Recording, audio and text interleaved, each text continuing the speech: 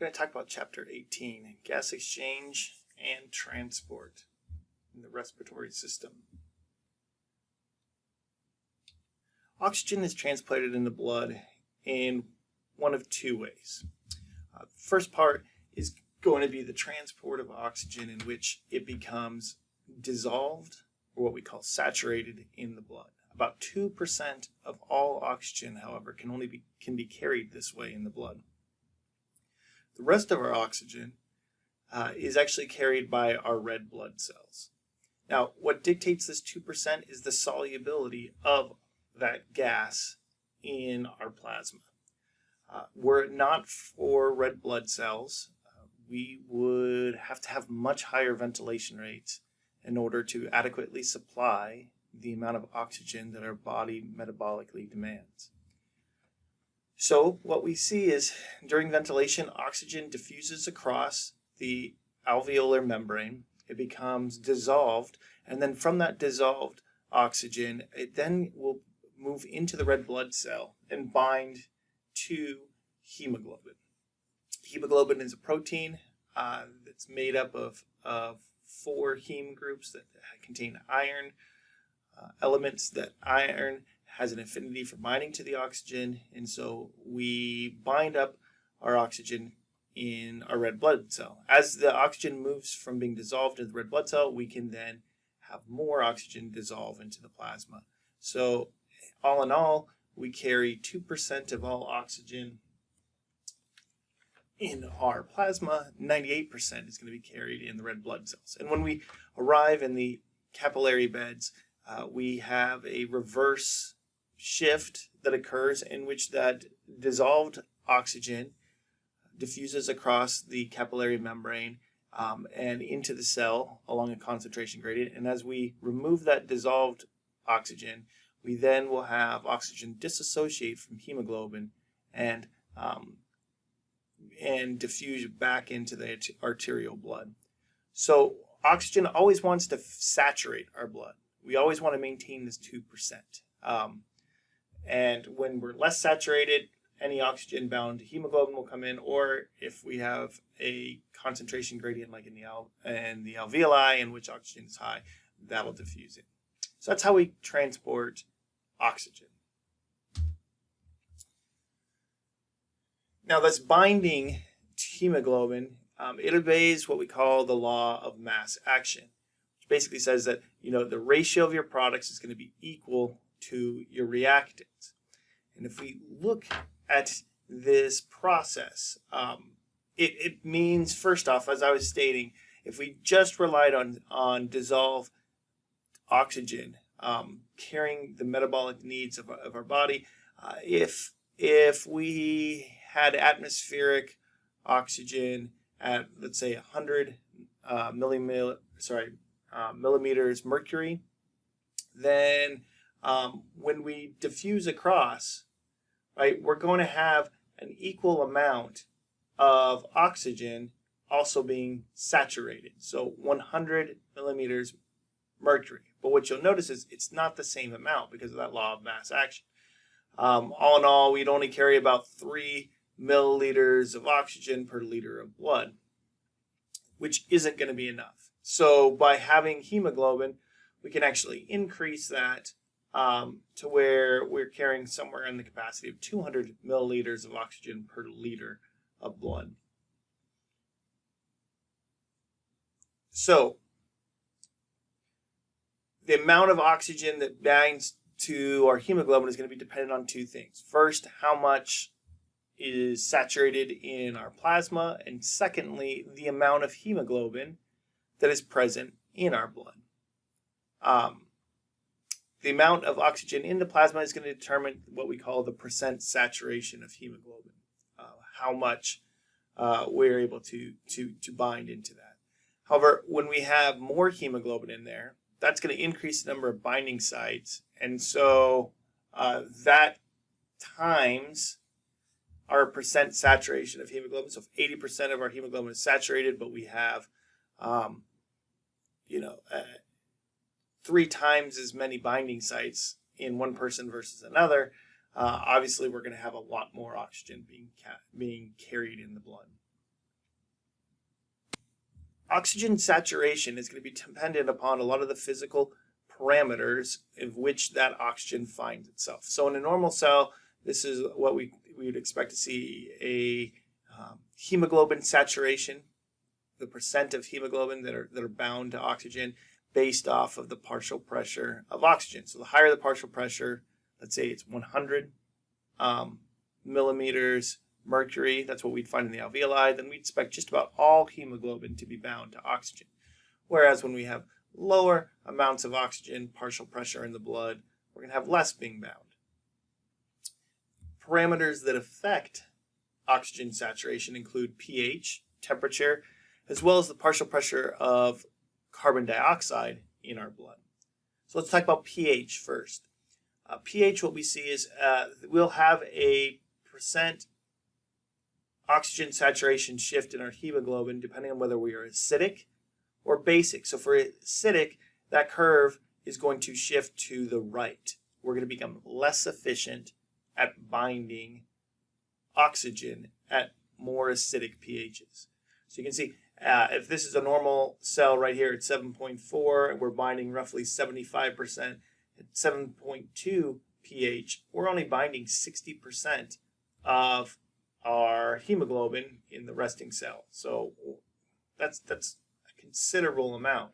Likewise, in a more basic pH, we move that curve to the left. So at roughly 70 millimeters mercury in blood that is 7.6 pH, we can have 100% hemoglobin saturation. So minute changes in pH play a huge role in the amount of oxygen we can saturate. Temperature likewise plays a role. If we become warmer, that curve shifts to the right. So at higher temperatures, less oxygen is going to be able to bind to hemoglobin. Whereas in colder temperatures, more oxygen is going to be combined. This is the reason why I say if someone falls into an icy lake and drowns, you're much more likely to be able to revive them at a longer period of time and not have that body suffer brain damage. It's because the blood in that system, as the blood starts to cool, it's able to hold more oxygen. So when the person finally drowns and passes out, there's probably a high amount of oxygen in their blood, and potentially that allows for a longer duration of oxygen deprivation and the brain to survive longer before it starts dying off. I mean, we're looking at literally at 40 millimeters mercury in 20 degrees Celsius water, and that's not all that cold of water. If we're talking icy, we're talking about close to like 4 degrees Celsius, right? You can have an incredible amount of oxygen binding to our hemoglobin. Finally, the partial pressure of CO2 is going to affect our oxygen saturation levels. So when we have more CO2 in our blood, there's a higher partial pressure, less oxygen will be bound to hemoglobin. It's going to shift to the right. When we have less, it's going to shift to the left. And again, the reason for this is that CO2 also has an affinity for to hemoglobin, and it will bind as well and is carried that way.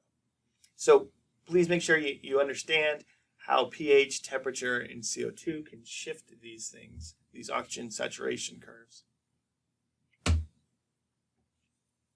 How does our oxygen get into the blood?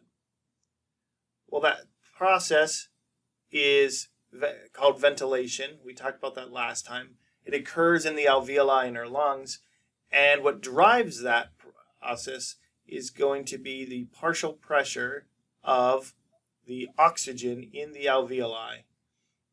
And that pressure is going to depend upon how much oxygen we inspire during inhalation and the efficiency of our alveolar ventilation. So if we have a high degree of O2 reaching the alveoli, right? Some of that's going to become from perhaps the composition of the uninspired air. So how much oxygen is saturated in the atmosphere. If we're on oxygen supplementation, right, we're increasing that It doesn't matter if we don't get as much air into the lungs. That air has a higher concentration of oxygen, so we will increase our alveolar gas exchange. Likewise, the ability of oxygen to reach the alveoli is also dependent on that alveolar ventilation. So how deep are we breathing? What's that rate of deep breathing? Is there resistance in our airway? What is the lung compliance? Do the lungs are they fully compliant and allow for full expansion of the alveoli? All those things are going to play a role in the amount of oxygen we bring in. Now, on the other side of that equation is also the ability of that blood and gas to have gas exchange. And that's going to be dependent on what we call the gas diffusion between our alveoli and our blood, and that's going to be surface area. So do we have a high surface area in the alveoli? The diffusion distance, so how close is the blood to the alveoli? Is there a barrier that has to mean that it has to diffuse further? Is it thicker? Is there fluid found there? Those things are going to decrease the gas diffusion rates. When we have insufficient oxygen concentrations in the body, we call that hypoxia. And that diffusion rates can lead to hypoxia. Things like surface area, diffusion distance, and barrier distance. So let's talk about some of the pathologies that can cause hypoxia. First pathology we've mentioned a couple times is emphysema. So emphysema is where we actually have the destruction of the alveoli. And if this is a normal alveoli, right? We see we have this high surface area. When we have emphysema, we start to destroy some of this tissue. So our surface area becomes decreased. And if we decrease the surface area, that means the diffusion rates are also going to be decreased. So we are not going to be able to diffuse as much oxygen across a destroyed or an alveoli that suffers from emphysema as we would a normal. Another pathology, fibrotic lung disease. So in fibrotic lung disease, what we find is that the alveolar membrane becomes thickened due to irritation. So we start developing literally scar tissue in our alveoli. This can happen from inhaling fine particulates, irritants that are constantly, if you live in an area where you have high pollution rates, you can develop fibrotic lung disease by inhaling all those small particulate matters that cause inflammation in the alveoli. And what that does is if we thicken this membrane, now we have to diffuse across a thicker barrier. That's going to slow down diffusion rates and again result in low partial pressures of oxygen being able to saturate our blood. Another common pathology is pulmonary edema, in which the interstitial space between our alveoli and the capillary beds is filled with fluid, right? And as we increase this fluid, we increase the diffusion distance. So even though the alveoli is normal, we have a high surface area, we don't have a thickened barrier, we have to diffuse much further. So when someone has pneumonia and they start developing fluid on the lungs, this is what happens. We get pulmonary edema, in which now the diffusion rate gets low and the person suffers from low partial pressures of oxygen being carried in the blood. This is what happens with a lot of people suffering from COVID, right? Is that they develop pulmonary edema and fluid in their lungs as pneumonia sets in. And not only this, but they also suffer some emphysema that's occurring as well during COVID. Lastly, last pathology that causes hypoxia would be asthma. Asthma now isn't going to be affecting the diffusion rates per se, but it's going to affect the amount of oxygen that reaches the alveoli because we have a constricted airway, right? Our bronchioles become constricted, so we have lower partial pressures of oxygen reaching the alveoli, and therefore we're going to have low oxygen diffusion rate, or sorry, low oxygen that's going to be able to diffuse into the capillary beds. So you'll notice asthma, we lower this. Fibrotic lung disease, emphysema, we may have lower partial pressures of oxygen in here because the lungs are less compliant. Again, we may have lower partial pressures of oxygen in here because of compliance being restricted by the fibrotic thickening of that membrane.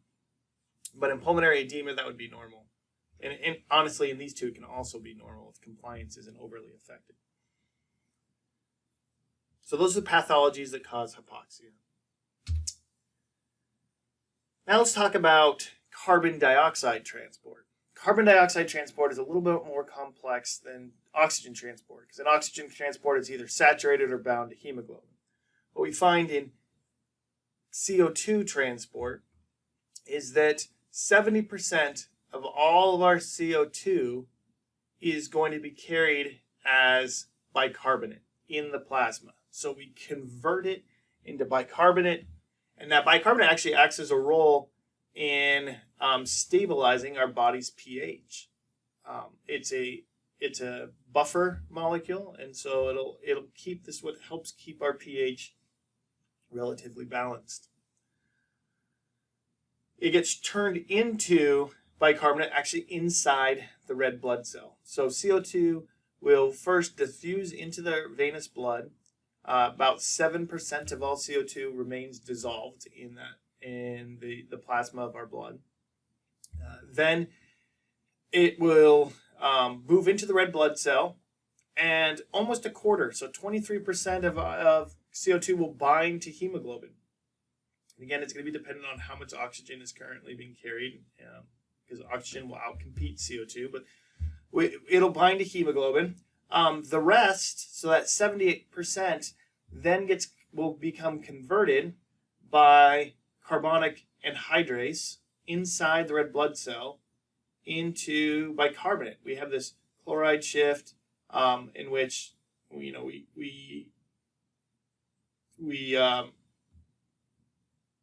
convert it into carbonic acid. We then will cleave that and turn it into bicarbonate, and we'll have a hydrogen that's left over, and that hydrogen will bind to hemoglobin. So we'll have some hydrogen binding to hemoglobin, and then that bicarbonate gets transported out of the red blood cell and into our plasma utilizing a antiporter that's paired with chloride.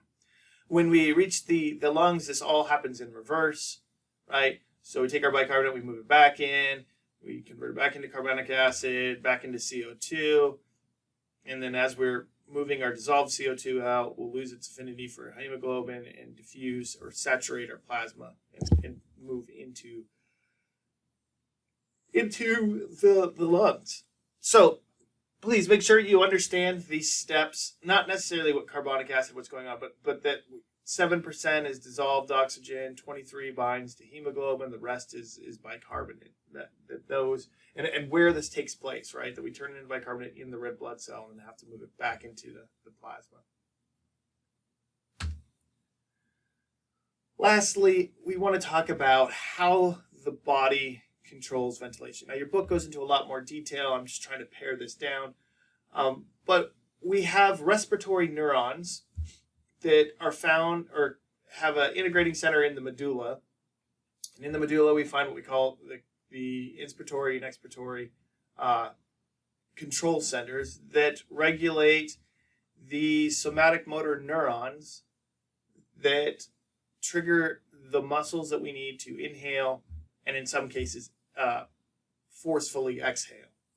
So what we see is as we start to inhale, there's actually a positive feedback loop that increases the amount of action potentials and the amount of neurons that get recruited to cause our diaphragm to contract and our scalenes and external intercostals to contract to allow the expansion of the thoracic cavity to draw air in. And then what we see is once we have that we've filled up our lungs. We have our tidal volume is current. This isn't a maximal fill. This is just our tidal, our normal breath. It's almost like it's this is timed. This takes about 2 seconds, and then we see this neural activity shut off. So inspiration shuts off. We have very little neuronal activity that's occurring, and we have that passive expiration that then occurs. It takes a little bit longer, 3 seconds on average, and then again the brain turns back on.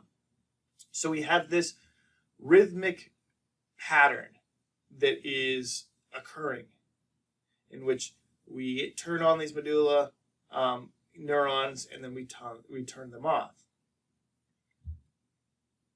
Now, as ventilation is occurring, there's this continuous modulation that also occurs from chemoreceptors that are found in our blood vessels and mechanoreceptors that are found in the lung that link some of these reflexes to a higher brain center and says, hey, look, we should take a deeper breath, or maybe we need to exhale, force this breath out.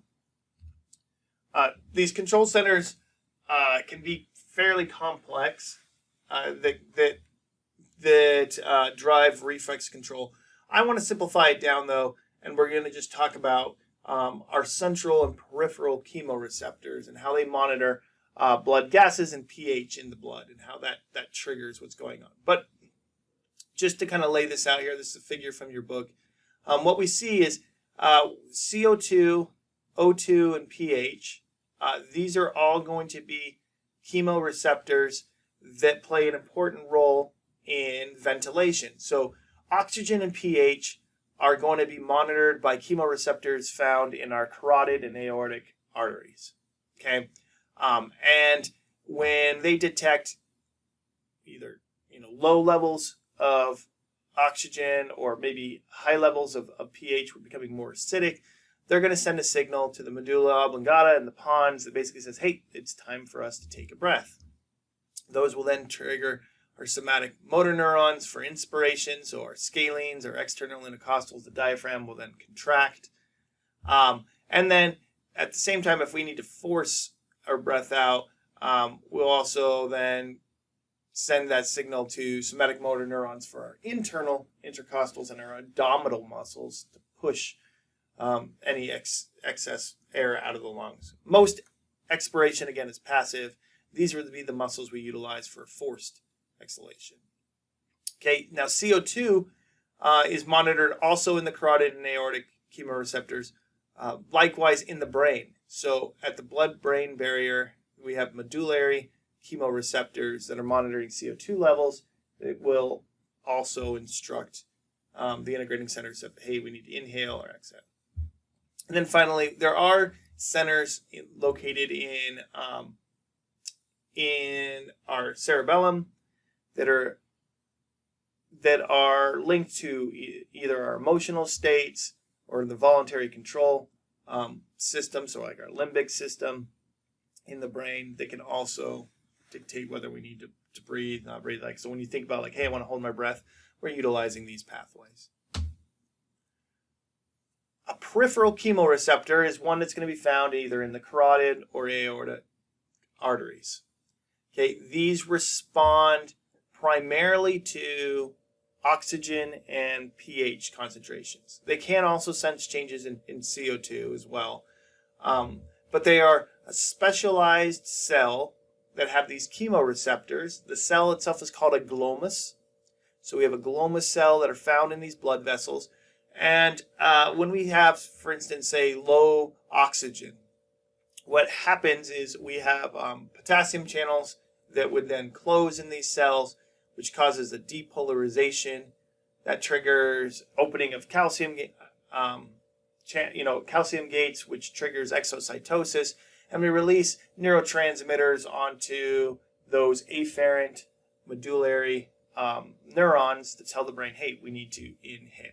Now, I'm not going to test over all these steps per se, but I am going to test over the fact that a glomus cell is in the carotid or aortic arteries, and that it can respond to partial pressures of oxygen, So if it's partial pressure of oxygen, it's a mechanoreceptor, right? We're looking at how much stretch is occurring through that partial pressure. pH, maybe chemoreceptor, and yeah. Now our central chemoreceptors are the ones that are found at the blood-brain barrier, and these respond to changes in pH, which are driven by changes in CO2.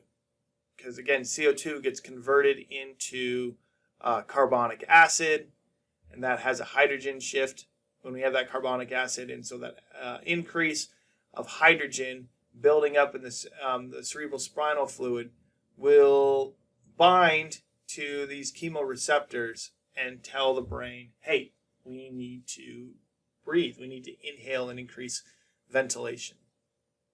Okay, chemoreceptors are far more, drive our ventilation much more than our peripheral. That's not to say peripheral aren't important, but generally if you've been holding your breath for a while and that sense that, hey, I really need to breathe, those are generally being driven by these central chemoreceptors.